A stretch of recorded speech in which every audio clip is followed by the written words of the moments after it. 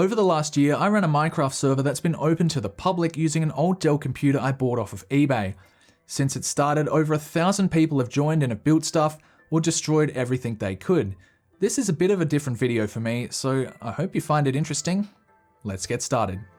In early 2020, I, along with many people, had a lot of spare time on our hands. What better way to pass that time than to run my own public Minecraft server? Not from a server farm, but from home.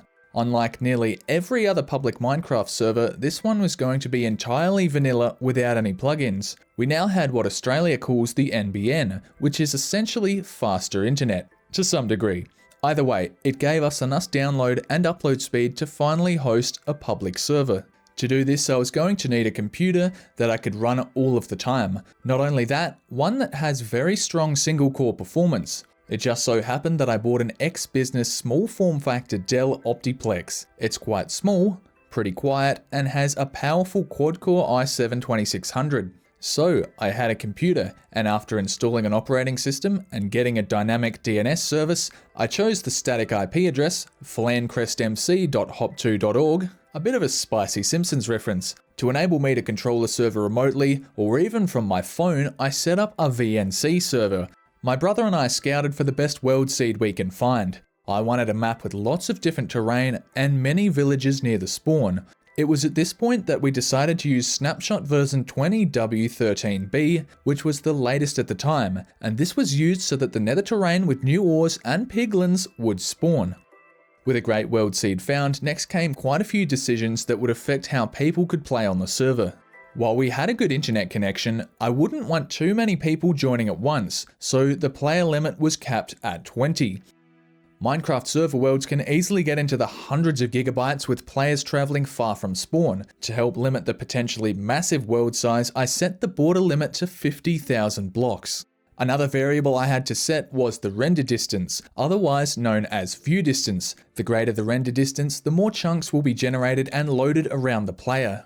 Chunks are 16 by 16 areas of blocks stretching all the way from bedrock to the build limit. Performance issues can occur if too many new chunks are being generated at once. By default, a Minecraft server render distance is set to 10 chunks. An undesirable side to lowering this number is a shorter view distance for the player. And after some initial tests, I opened the server to the public for the very first time. I built a small camp for players to take shelter, as it can be quite a rather unforgiving journey out there. There was a bed and some torches to keep the monsters of the night at bay. I even added a notice board outlining several aspects of the server. Those that were able to make it online and play began their journey on the new frontier that was this server. A lot of the first structures were crude and primitive in appearance, but as time went on and natural resources were exploited, the only limit were players' imaginations. Those who joined were pretty friendly to one another early on, but as more people joined and the thirst for anarchy took over, pretty soon players were looking for more than just diamonds.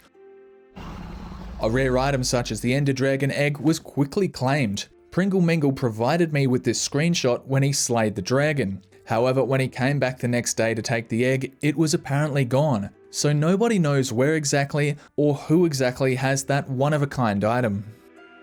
Back at the spawn, things were quickly starting to fall apart. Several small settlements lay completely destroyed, and people began to think of new ways to ruin the spawn and surrounding area. But in amongst this chaos, some players worked together to create and maintain highways. These branched off in every direction starting from the coordinates 00. And it didn't take long for people to build their houses, farms, and bases along these paths. But it also wasn't long before this infrastructure was damaged and extensively griefed. If you build a base along one of these paths, it's simply going to get found and destroyed very quickly. In amongst all of the chaos, a group of players joined forces to create arguably the server's first well-established base. On the surface, it might not seem like much, but if you took a look underground, you'd see there was quite a lot there. Automated farms, villager breeding, all carved right into a naturally spawning ravine. But good things never last, do they? One of the base members, Jonky, had a falling out with the group, and he decided to grief and attack his former allies. This constant bombardment ultimately stopped all progress, and soon after the base became abandoned, a shell of its former self. I visited it recently, many months after the conflict, and I must say, it's not looking too good these days. And as the weeks went on, many people had been stockpiling resources and were preparing to show the spawn region something it hadn't seen before. A powerful creature known as a wither. It's destructive, and over time it can completely change the landscape of the area it resides in. However, there wasn't just one, there were many, and they were quickly becoming a problem. The craters at spawn were starting to completely eat away the ground all the way to bedrock. The spawn region was really becoming a wasteland. Combined with the excessive lava casts created by a few players, this was not a place you wanted to be. Many early structures were now completely entombed in cobblestone, never to be seen again. A fierce rivalry between two players, Afghanistan 1991 and Mr. Redstone, had been brewing for some time. Mr. Redstone made the mistake of leaking his base coordinates several times on stream. Afghanistan 1991 was quick to find the bases and destroyed whatever he could. I witnessed their showdown firsthand, and while there's no footage of this event, it was quite a battle. This caused Mr. Redstone to rage quit, leaving a message on the nether roof. In fact, many players managed to gain access to the nether roof to build their own structures and travel fast across the nether. The next base I'm going to talk about is arguably the biggest one the server has ever seen. Construction began far away from the spawn next to a large village. From there, Alial, Spine Coral, Loner Void and J-Cron transformed the landscape, building some of the nicest buildings I've ever seen in Minecraft. The fact that they built all of this in survival mode is a real testament to their dedication and skill. But the footage I'm showing you now isn't the completed base. While it looks well established, nothing ever goes completely to plan when you build something with many people. Through Discord, the coordinates of this base were sadly leaked. And it couldn't have been leaked to a worse player, Jonky, the one who went rogue and wrecked their last base. It was now only a matter of time before this great base saw its demise. And the following day, using a different Minecraft username, Jonky made his mark and began destroying every structure he could. He even burned down houses with villagers still inside. He truly was a monster. The players who made this once great base knew there was no point trying to stop him, as he would just keep coming back again and again. Many buildings used a lot of wood and thus burnt down pretty fast. The base, not even yet completed, was a total mess. In the following days, the damage only got worse. It would have been great to see this place completed. The biggest structure of all still stands to this day, but it only just began construction. While the base fell into chaos, the very center of the map was a cobblestone wasteland. But under all that stone, a haven in amongst all the destruction formed. For many, it was a meeting place, somewhere to get supplies and start their journey. Perhaps it was possible to survive, even close to the spawn itself. In fact, the tech YouTuber Hugh Jeffries actually joined the server and made a base himself. He built very close to the spawn, so I'm not so sure that it's going to last all that long. After some teething issues at the beginning, the server ran really well for a few months, and there was a regular group of players that would come on every week, and then the power supply died. Keep in mind, I actually dusted the front of this computer about a month before, so it really builds up fast with this running 24/7. Before we removed the dead power supply, I began by removing the excess dust from around the case. It's really satisfying to do this. I'm pretty sure the first power supply died due to the NVIDIA 1030 graphics card I had in here. The computer was originally going to be a budget gaming machine, but since it was now just a Minecraft server, it didn't need this card. To get to the power supply, I removed the SSD and optical drive. From there, it can be removed without any screws. And since I was going to all this effort, I decided to remove the heatsink and apply some new thermal paste. It's a good thing I did this, as there was a lot of dust clogged in the cooling fins. It's also unsurprising that the old thermal paste was rock hard. I used a bit of isopropyl alcohol to clean off the copper surface, and it looks like there was even more clogged in the exhaust fan. And with this fan dusted out, there was another fan that needed some work. The small intake fan at the front was also quite a dusty thing, but it didn't take long to make it look like new again. At that time, the cheapest way for me to get a working power supply was literally to just buy another Dell Optiplex. Since my left hand was recovering from a broken bone, I was lucky that my girlfriend was willing to help me unbox the donor computer. I simply pulled out the working power supply and put it in my Minecraft server machine. And with it all back together, I was really hoping that it was the power supply that was actually the problem. Luckily, when I plugged it back in, it seemed to work and start up as if nothing happened. After a week of the server being down, it was up and running again. This brought in quite a few new players who scavenged through many of the abandoned bases in the spawn region. This place was now so grief that it wasn't even recognizable when you compared it to how the spawn started off. The swamp that surrounded the first camp is now a far cry from the cobblestone wasteland that resides there today. The next big event to happen on the server was masterminded by the player J-Cron. They wanted the spawn region to be as inhospitable as possible, more so than it already was.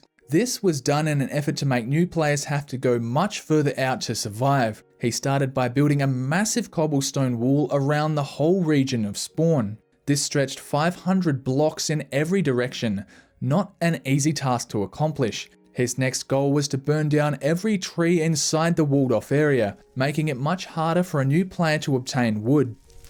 Even with the now barren landscape that was the spawn region, new players still decided to build within the massive walls. However, these bases were quickly ruined, and escaping being killed was definitely challenging during this time. With Minecraft 1.17 closing in fast, the server needed an overhaul. The map size was already 35 gigabytes and the server's hard drive was nearly full. With the new, much higher terrain generation, the world size will increase even faster as players explore the new terrain, so we decided to upgrade to a 500GB MX500 solid-state drive. As far as the connection is concerned, players who were very far away internationally did struggle with high ping, but the server itself isn't even breaking a sweat, even with 13 players on. In hindsight, mentioning the server in a video at that time was a bad idea, and with all those new people online, even more than ever in fact, there was a neighborhood-wide power outage. When we got everything back up and running, I noticed something strange. It turns out that many chunks that were loaded by players online had become scrambled and corrupt. I'm aware of a few locations where this happened, and if there were structures in those coordinates, there sure aren't anymore. But these corruptions didn't stop a few players from incorporating the new terrain into bases of their very own. It really goes to show that survival is possible in any environment. But that environment players build in can also be exploited and used against them. J-Cron and Afghanistan 1991 were looking for portals people had placed in the nether. This can be a very effective way to find people's bases if they don't cover their tracks. It was using that method that they found one of the nicest bases on the server. It was complete with a room full of highly trained villagers, tons of items, and an automated crop farm. J-Cron was without a doubt impressed with what he had found, so he did just what you'd expect on a Minecraft Anarchy server. He completely destroyed the whole place. This is the way of life on such a server. It's only a matter of time before your base gets found, sadly. Another, arguably more valuable thing the two found was a massive dupe stash hidden not far from spawn. A dupe stash is a collection of many illegally duplicated items that are of high value and rarity. Afghanistan 1991 believes all this belonged to a player called ThatGuy274, who is the only one that's known to have duplicated items on the server. This now makes them the richest and most powerful players that I know about. They even started placing valuable items in random chests at spawn. And before I end this video, I thought I would take a look at my first base on the server that I made with a longtime friend Jono, otherwise known as someone's dog in game. Since we built really close to spawn, all the trees have been destroyed. And taking a look in my room, most of the chests are now gone and, oh, this tunnel wasn't here originally. And here's what it looked like just before we left. But surprisingly, someone must have actually put more chickens in than when we abandoned it. And this farm still has crops in it. And that brings us to today. Some players have big plans for the future. A few have made the long journey to the world border and are waiting for it to be expanded in the near future. Why not join yourself? Maybe you'll find some of the bases seen in this video, and maybe you'll have some fun along the way. It's been a lot of fun and quite challenging at times running this Minecraft server, but most of all, I hope all the people that joined had a lot of fun. Thank you very much for watching. This isn't the kind of video I usually make, but I hope you've gotten something out of it. Anyway, if you liked the video, feel free to leave a like, and if you want to see more, definitely consider subscribing. Thanks for watching. I'll see you next time.